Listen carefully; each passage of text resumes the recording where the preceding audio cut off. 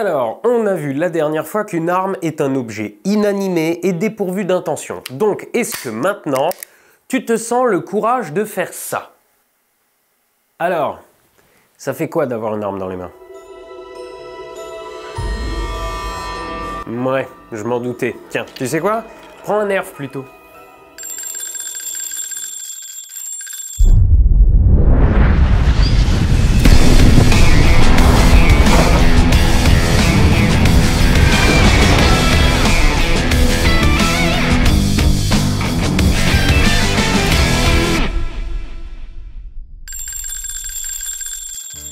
Alors, ça fait quoi d'avoir une arme dans les mains? Ben, c'est pas très rassurant, hein.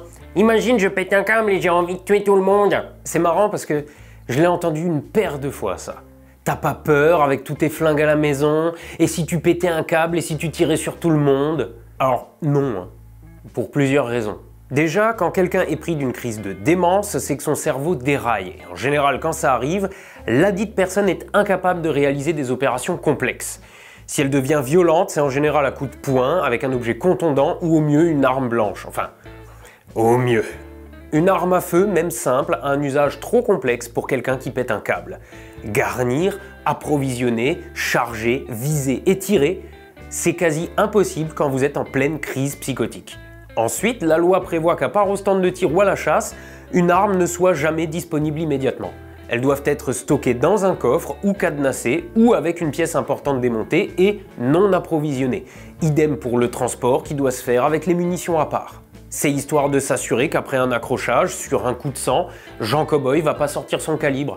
Le temps qu'il rende son arme fonctionnelle, il a soit le temps de se rendre compte qu'il fait une grosse connerie, soit de se faire maîtriser par les gens qui voient ce qu'il est en train de faire. Et tu crois que ça empêcherait un mec de le faire quand même? Non, mais alors ça veut dire que tu le fais de sang-froid. T'es ni dément, ni sujet à un coup de sang. Ça veut dire que tu as le temps de réfléchir à ce que tu fais, de peser le poids de ta décision d'agresser quelqu'un avec une arme, et de décider de le faire quand même. Et tu vois, ben, un mec comme ça, ben, je suis opposé au fait qu'il ait des armes. Ouais, mais... Quoi? Je me débarrasserais de toutes mes armes dans la seconde si je pensais que je pourrais m'en servir pour faire du mal sur un coup de sang. Heureusement, contrairement à ce que tu pourrais penser, j'ai la tête froide. Et mes armes dorment bien au chaud dans un coffre. Donc si un jour je fais une crise de démence, je doute même d'être capable de l'ouvrir. Et les gens qui tuent leurs femmes alors? En 2022, Sandrine Rousseau a affirmé que 25% des féminicides étaient commis avec des armes de chasse. Alors cette statistique est globalement vraie, mais d'abord, c'était censé être un argument anti-chasse de merde. Et ce serait oublier que 20%, soit quasiment autant, sont commis par asphyxie, 40% sont commis avec des armes blanches, et pas loin de 10% à main nue. Ouais, et alors? Et alors? Mais putain, le problème c'est pas de tuer sa femme avec un flingue, c'est de tuer sa femme tout court, bordel de merde! On compte en gros une centaine de femmes tuées par leur conjoint en France par an. Et 75% d'entre eux n'ont pas besoin de flingue. Et tu trouves ça rassurant peut-être? Bah non. Mais par contre, ça ne fait qu'appuyer le propos que je tiens encore et toujours. Un flingue n'a pas de volonté propre. Celui qui tue, c'est celui qui s'en sert. Bon, ok, faisons une expérience de pensée. Imaginez 4 chambres. Dans chacune d'elles, il y a un lit, une table et une chaise. Et vous allez devoir dormir dans ces chambres. Dans 2 d'entre elles, sur la table, se trouve une Kalachnikov chargée. Dans les 2 autres, sur la table, se trouve un oreiller. Dans 2 d'entre elles encore, on fait asseoir votre meilleur ami. Dans les 2 autres se trouve votre pire ennemi. Question: dans lesquelles de ces chambres vous sentez-vous en sécurité? Alors, en principe, vous n'avez pas peur de dormir dans la pièce où se trouve votre meilleur ami et un oreiller. C'est votre meilleur ami, il veut que votre bien, vous ne voulez que le sien, enfin bref, si vous avez peur de dormir là, je me pose des questions sur la nature des amitiés que vous nouez. En parallèle, vous allez avoir peur de dormir dans la pièce où se trouve votre pire ennemi, assis devant une table sur laquelle se trouve une Kalachnikov. Parce que vous avez peur que dès que vous fermiez les yeux, il vous colle une balle dans le crâne. Bon, ok, mais quid de la pièce où se trouve votre meilleur ami et le flingue? C'est toujours votre meilleur ami, il n'a aucune raison de vous buter dans votre sommeil. Par contre, vous serez sûrement pas ravi à l'idée de dormir dans la pièce où se trouve votre pire ennemi et un oreiller, de peur qu'il vous étouffe avec dans votre sommeil. Alors, à quoi ça rime tout ça? Bah, c'est très simple. Le problème dans l'histoire, c'est pas le flingue. Bien entendu, des femmes assassinées à coups de 12, ça devrait pas arriver. Mais surtout, ce qui devrait pas arriver, c'est des femmes assassinées tout court, putain! Et le problème, quand ton mari est violent au point de pouvoir te tuer, c'est pas son flingue. Le problème, c'est que ton mari puisse envisager de te tuer. Parce que même sans flingue, il peut le faire. En France, il y a plus de 200 000 adhérents à la Fédération française de tir, ainsi que 5 millions de chasseurs, dont plus d'1 million a validé son permis en 2022.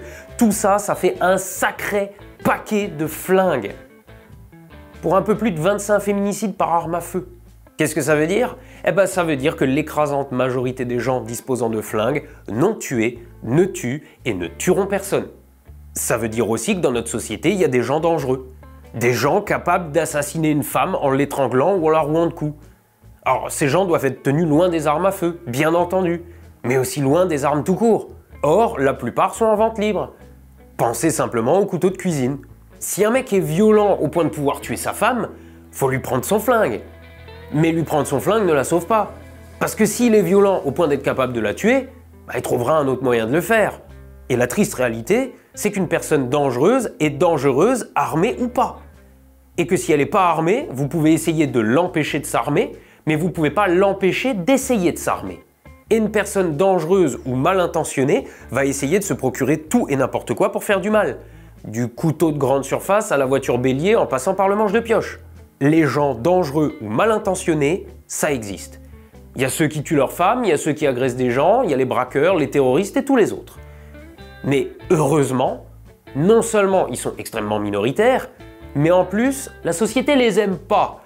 Donc on fait des lois et on met en place des sécurités pour les empêcher de nuire. Enfin, autant que possible. Mais ils sont là. Ils sont là, ils sont dans les campagnes, dans les villes. Je parlais de votre parti. Ils sont sur les réseaux sociaux. Ils sont là, ils existent, souvent tapis dans l'ombre, attendant d'agir. Et en attendant d'agir, ils font tout pour se procurer de quoi commettre leurs méfaits. Ah, alors il faut interdire les armes. Non. Mais tu viens de dire que... Ce que je viens de dire, c'est que les gens mal intentionnés cherchent à commettre leurs méfaits quoi qu'il arrive.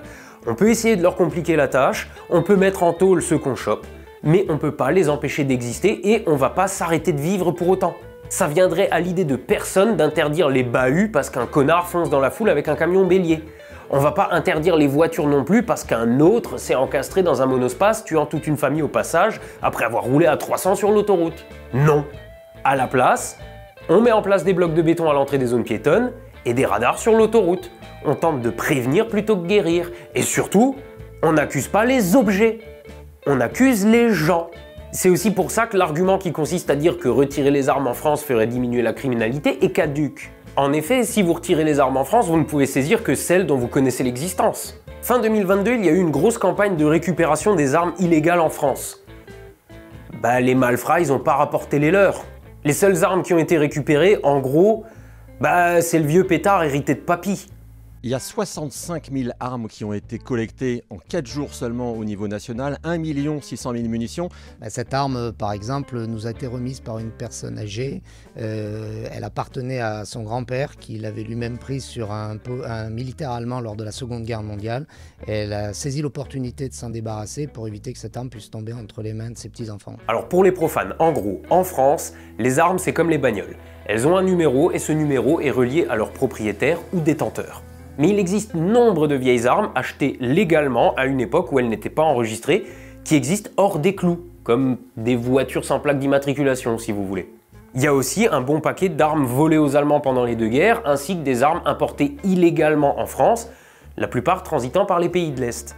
Et pour celles-là, on n'a pas de statistiques fiables. Ouais, quand tu fais venir une calache en scrud, tu le cries pas sur tous les toits. Or, la plupart des crimes commis avec des armes à feu en France le sont avec des armes illégales et pas des pétards sagement enregistrés au registre officiel. Et en même temps, c'est logique parce que si tu braques pas une banque avec ta voiture et ton numéro de plaque, tu la braques pas non plus avec ton flingue enregistré à ton nom en préfecture. Mais du coup, retirer les armes légales de la circulation, c'est bien, sauf que les criminels, eux, ils gardent tranquillement leurs pétards pas déclarés et dont il est impossible de connaître l'existence. Et vous en faites pas, hein. Quand les flics mettent la main sur un pétard illégal, la loi prévoit déjà sa saisie. Et encore une fois, la loi prévoit déjà que les criminels ne puissent pas simplement entrer en armurerie pour s'acheter un flingue. Et pourtant, ils s'en procurent quand même. Illégalement. Tout ça nous ramène encore et toujours à la même conclusion. Le problème, c'est pas les flingues, c'est les gens mal intentionnés. On règle pas le problème des chauffards en supprimant les voitures. On pose des radars, on confisque les voitures des chauffards, mais on laisse les autres conducteurs tranquilles. On règle pas le problème des viols en interdisant le sexe. Le problème des viols, c'est les violeurs, pas leurs bites. Bah les flingues, c'est pareil. Pour éradiquer la criminalité, on empêche les criminels d'agir. Pour empêcher les féminicides, il faut pas seulement prendre leurs flingues aux hommes violents. Faut les tenir à l'écart de leurs femmes. Accuser un objet des maux de la société, c'est passer à côté du fait que les actes sont perpétrés par des gens. Retirer l'objet et la personne mal intentionnée est toujours là. Mais retirer la personne mal intentionnée de l'équation et tous les objets, même les plus dangereux, deviennent inoffensifs. Vous n'accusez pas les conducteurs prudents des accidents provoqués par les chauffards. Alors n'accusez pas les tireurs honnêtes des actes perpétrés par une extrême minorité de connards. Ouais, et les accidents alors? Bonne question. Mais en attendant d'y répondre, protégez-vous les oreilles, gardez l'œil sur la mire et à la revoyure.